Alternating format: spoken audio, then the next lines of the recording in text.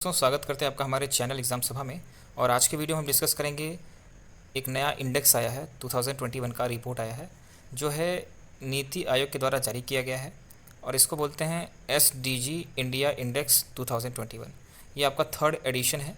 इसके पहले भी आपका 2019 और 2018 में इसको निकाला गया था और ये आपका थर्ड इस टाइप का एडिशन है। और इसको अभी हम समझेंगे कि आखिर ये SDG है क्या और उसके साथ में इंटरनेशनल लेवल पे कैसे इसको इम्प्लीमेंट किया गया है। और उसके बाद इंडिया ने इसको नीति आयोग के द्वारा इसको इंडिया के अलग अलग स्टेट को रैंकिंग दी है। इसमें कितने पैरामीटर्स लिए जाते हैं जिसके बेसिस पे इंडिकेटर्स लिए जाते हैं जिसके बेसिस पे ये डिसाइड होता है कि किसको कौन से रैंक मिलेगी। और आखिर ये SDG है क्या, तो सबसे पहले मैं इसका फुल फॉर्म बता देता हूँ। तो SDG का फुल फॉर्म है सस्टेनेबल डेवलपमेंट गोल। तो मतलब 2030 के लिए इसको फिक्स किया गया है कि 15 साल के अंदर हम इस तरह से डेवलपमेंट करेंगे जिसमें कि अलग अलग इंडेक्स को शामिल किया गया है। तो इंडिकेटर्स को आप देखेंगे तो समझ जाएंगे कि इन्वायरमेंट, इकोलॉजी और जो पावर्टी है, इन सभी को दुरुस्त करने की जो एक गोल रखा गया है 2030 के लिए, उसी को ध्यान में रखते हुए सभी राष्ट्रों से ये माना जाता है कि वो अपने देश में इस तरीके से नियम बनाएंगे, इस तरीके से फोर्स करेंगे कि हम SDG 2030 को अचीव कर पाएँ। तो कई कंट्रीज़ ऐसा कर पाती हैं कि जो 17 अलग अलग गोल्स बनाए गए हैं, जो इंडिकेटर्स बनाए गए हैं, उसको फॉलो नहीं कर पाती। और बहुत से ऐसे देश हैं जो इसको फॉलो करते हैं। लेकिन ये आपका बोला गया है कि 17 इंडिकेटर्स को कोशिश करनी है कि हम इसको फॉलो करेंगे। तो इंडिया की तरफ से नीति आयोग जो है, ठीक है, उसने SDG इंडिया इंडेक्स को जारी किया है और ये उसका थर्ड एडिशन है। तो सबसे पहले इसका जो न्यूज़ है आज का उसको समझते हैं।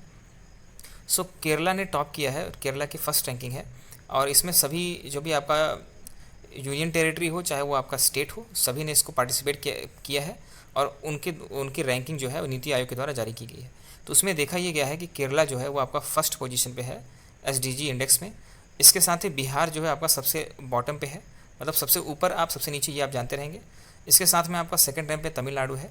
और इसकी अगर रैंकिंग चाहेंगे तो मैं आपको कमेंट सेक्शन में इसका PDF उपलब्ध करा दूंगा या फिर आप सीधे टाइप करके भी उसको जान सकते हैं, लेकिन आपको मुख्य रूप से यही जानना जरूरी है। उसके साथ में इंडियाज़ ओवरऑल स्कोर जो है वो आपका सस्टेनेबल डेवलपमेंट गोल जो है उसमें इम्प्रूव किया है। 2019 में 60 था आउट ऑफ 100 और 2021 में वो आपका स्कोर हो चुका है 66। तो ये आपका एक न्यूज़ तरीके से हो गया। लेकिन अगर समझेंगे कि केरला ने कितना डिजिट प्राप्त किया है, तो केरला का जो पॉइंट है वो है 75 आउट ऑफ 100। इसी तरीके से हिमाचल प्रदेश और तमिलनाडु को दोनों को सेकंड स्कोर दिया गया है, क्योंकि उनकी जो रैंकिंग थी वो उनका जो नंबर था, उनका जो परफॉर्मेंस था सेम था, 74 ईच। तो ये आप याद रखेंगे कि हिमाचल प्रदेश ने भी आपका यहाँ पे सेकंड रैंक लाई है। इसके साथ में आंध्र प्रदेश है जो आपका नेक्स्ट पे है, मतलब कि थर्ड नंबर पे है और उसका पॉइंट है 72।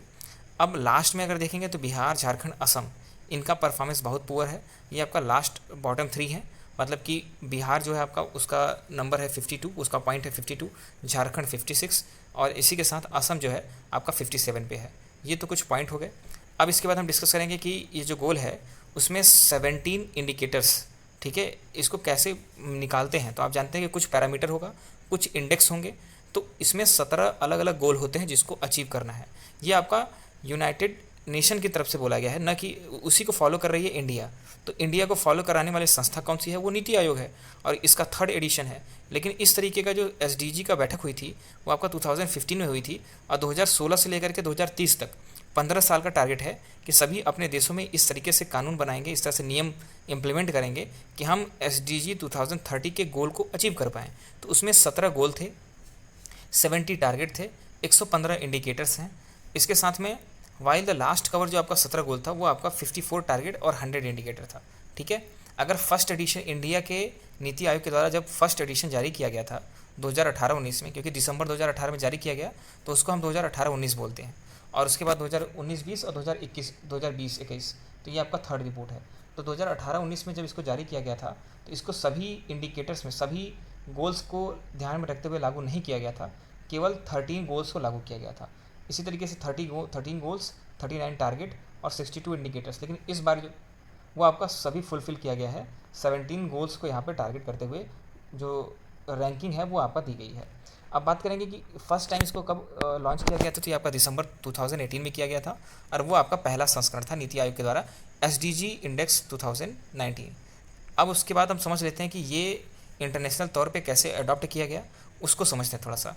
हुआ ये था कि यूनाइटेड नेशन जनरल असेंबली जो है उसकी 17th सेशन था 2015 में, तो उसी समय इसको अडॉप्ट किया गया था सस्टेनेबल डेवलपमेंट गोल को प्राप्त करने के लिए।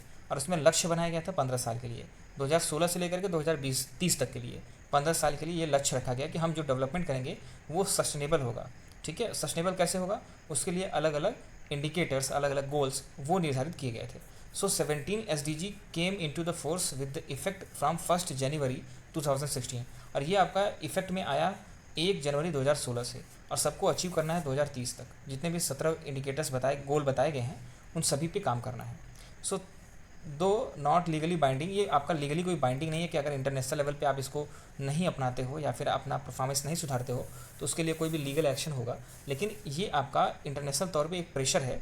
सो become the de facto international obligation and have the potential to reorient domestic spending priorities and the country during the next 15 years. लेकिन ये देखा गया है कि सभी देश इसको सीरियसली लेकर के अपने अपने देशों में लागू कर रहे हैं। So countries are expected to take the ownership and establish the national framework for achieving these goals. सभी से बोला गया है कि वो अपने देश में नेशनल फ्रेमवर्क बनाएंगे जिससे कि SDG 2030 को किस तरीके से इम्प्लीमेंट करना है और उनके सभी इंडिकेटर्स को फॉलो करवाना है। इसी को मद्देनज़र रखते हुए 2018 में इंडिया ने भी आपका नीति आयोग के द्वारा इसको रैंकिंग देना शुरू किया और किन जगहों पे और किन इंडिकेटर्स पे ज़्यादा ध्यान देने की ज़रूरत है उस हिसाब से अपने आगे आने वाले गवर्नमेंट प्लान को निर्धारित करने की बात कही है। So implementation and success will rely on the country own sustainable development policy plan and programme. ये जो सत्य बात है कि हर देश जिस तरीके से अपने पॉलिसी बनाएगा, ठीक है, अगले 15 साल के लिए और प्लान बनाएगा, प्रोग्राम। अब तो 5 साल खत्म हो चुका, 2021 आ चुका है, तो अब 10 साल और है, और उसमें भी इंडिया ने 3 इंडेक्स इस तरीके से जारी किए हैं। तो इससे समझ में आता है कि किस क्षेत्र में किस चीज़ में कमी है, उस पर हमें ज़्यादा फोकस करने की ज़रूरत है। तो उम्मीद करता हूँ आपको ये बात भी समझ में आ गई होगी। अब समझते हैं कि SDG इंडेक्स जो इंडेक्स इंडिया का है वो आपका डेवलप किया गया है किसके किसके कोलैबोरेशन से, हम देख लेते हैं। So ministry of statistics and programme implementation, जिसको MOSPI कहते हैं, ठीक है, जो सांख्यिकी मंत्रालय है वो आपका, उसके साथ में साथ कौन दे रहा है, द यूनाइटेड नेशन, और उसके साथ यूनाइटेड नेशन का तो ये आपका है ही, उसके साथ में आपका ग्लोबल ग्रीन ग्रोथ इंस्टीट्यूट, ये सभी मिल करके इस क्या कर रहे हैं, SDG इंडिया इंडेक्स को डेवलप कर रहे हैं, और ये तीनों का कोलैबोरेशन के साथ में है। सो अगर बात करेंगे 2020 में तो 5th एनिवर्सरी मनाई गई थी, जो सभी ने अडॉप्ट किया था SDG को, ठीक है, इंडिया ने आपका 5th एनिवर्सरी मनाई है। कहने का मतलब यह हुआ कि इंडिया ने तुरंत ही साइन कर दिया था कि हाँ हम इसको फॉलो करेंगे। इसके साथ में 193 कंट्रीज़ ने इसके साथ में उस समय यूनाइटेड नेशन असेंबली में इसको साइन किया था, तो ये बहुत बड़ी बात है, ये आपका इंटरनेशनल लेवल की बात है। अब यहाँ पे समझ लेते हैं कि 17 इंडिकेटर्स हैं वो कौन कौन से हैं। इसमें से फर्स्ट इंडिकेटर है नो पावर्टी, शायद आपको दिख रहा होगा। सेकंड आपका है, इसको मैं थोड़ा सा जूम करके दिखाने की कोशिश करता हूँ। तो फर्स्ट आपका नो पावर्टी, सेकंड आपका जीरो हंगर, थर्ड आपका गुड हेल्थ, इसी तरीके से फोर्थ आपका quality education, fifth gender equality. आप ये देख रहे हैं कि ये कहीं ना कहीं डेवलपमेंट की बात है, तो कहीं इन्वायरमेंटल, कहीं इकोनॉमिकल, कहीं आपका सोशल डेवलपमेंट, इस तरीके से सस्टेनेबल डेवलपमेंट को परिभाषित किया गया है। सिक्स्थ आपका है क्लीन वाटर एंड सैनिटेशन, मतलब स्वच्छता, जो आपका देखते होंगे कि स्वच्छता सर्वेक्षण चल रहा है, ठीक है, स्वच्छ भारत मिशन, तो ये सारी चीज़ें आपका इसी गोल को अचीव करने के पीछे का लक्ष्य है।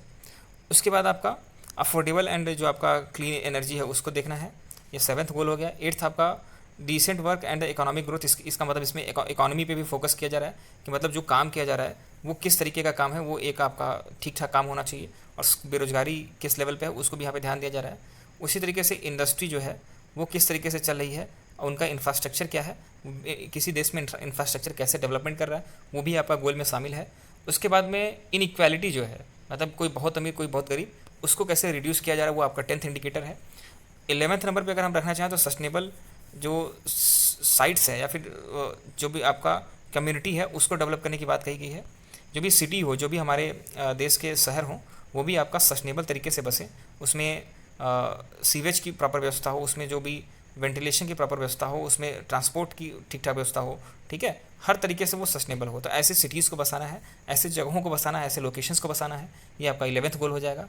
12th आपका रिस्पॉन्सिबल कंजम्पशन एंड प्रोडक्शन, जो भी आपका खाने पीने के सामान हो, जो भी आपका रहने डेली यूज का सामान हो, वो किस तरीके से आप कंज्यूम कर रहे हो। जो भी आप, जैसे आप प्लास्टिक यूज करते हो, तो क्या उसको कैसे उसका अंत होता है, मतलब उसको डिपॉजिट कहाँ करते हो, आप कुछ खाते पीते हो उसका रैपर कहाँ फेंकते हो, उसको कैसे रिसाइकल करते हो, वो सारी चीज़ें, मतलब कंजम्पशन करो और उसका जो प्रोडक्शन है उस बेसिस पे करो, वो भी सस्टेनेबल होना चाहिए। ये आपका 12th इंडिकेटर था। 13th आपका क्लाइमेट एक्शन। ये भी क्लाइमेट एक्शन पे आपका इसका मतलब इन्वायरमेंट भी इसमें शामिल हो गया।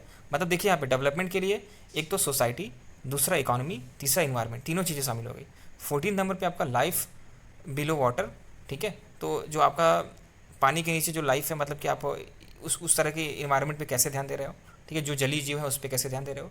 15 नंबर पे आपका लाइफ ऑन लैंड, ज़मीन पे आपका जैसे पेड़ पौधे हो गए, पशु पक्षी जो आपका पेड़ जंगलों में रहते हैं वो सब रहते हैं, उनको हार्म तो नहीं पहुंचा जा रहा है। आपके यहाँ इन्वायरमेंट, आपका जंगल का परसेंटेज कितना है, फॉरेस्ट परसेंटेज कितना है, आपका जो रेड डेटा लिस्ट निकलता है तो उसमें क्या स्थिति है अलग अलग जीव जंतुओं की, उनके हैबिटेट में कोई भी वो बचे हुए हैं कि नहीं बचे हुए हैं, ये सारी चीज़ें मिल करके ये भी आपका 15th इंडिकेटर बनाता है।